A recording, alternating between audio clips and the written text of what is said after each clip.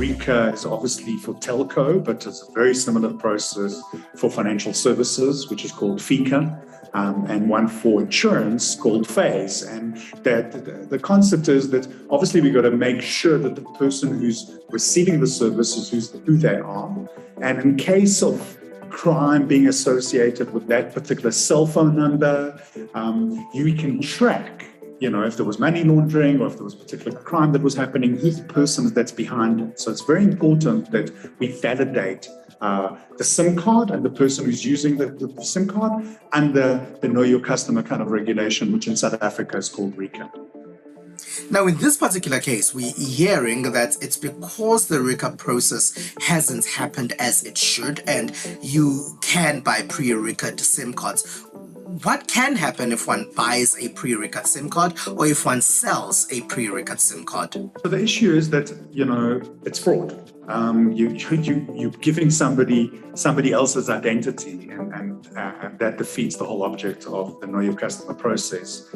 And therefore, both the person who's doing it is doing it illegally, as well as the person who is receiving the SIM card. They want to make sure that not somebody else's profile is linked to their SIM card. In case there will be fraud with that SIM card, they might have the allegations posed against them, and it'll be a huge hassle. So the idea is that the whole process of Know Your Customer is to make sure that the person who's actually using the SIM card is validated, that you can know that that's who they are by either providing the RICA currently asked for your ID number, as well as proof of residence or utility bill that shows that you actually, living in that particular location, and your address. And all of these fields have got to be validated. If they're not validated, then it's just up to the customer to give the input. So a pre-RICA card defeats the whole object. The whole idea is that when you get your SIM card, you've got to be identified that you are who you are, and then only can you actually enjoy the services from the service provider. It's the same in financial services with FICA or with phase. Before actually getting the product, you need to be identified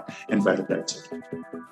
Some people might think it takes too much time and perhaps maybe too much documentation in order for one to RICA a SIM card. What would you say to that? The whole RICA process can be done under a minute with facial recognition or by voice biometrics if you wanted to add those facilities onto it, which is going to be a requirement going forward.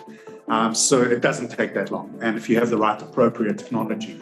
What's important is the validation process, and there are some amazing technologies that both the big networks, MTN and Vodacom, use, and some of the other networks, I think, are using similar technologies that allow you to have Home Affairs National Identification Service integration, which means that you can validate that that ID number exists and belongs to that particular person. And you need to do that as part of the process of the KYC or RICA.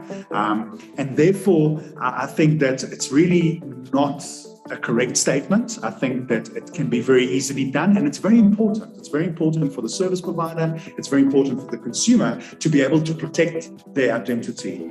And seeing that we are, such a mobile driven continent, I really think that it's really, really important that the RICA process is done correctly, especially when you want to do financial transactions, just like you're willing to do it for your credit card.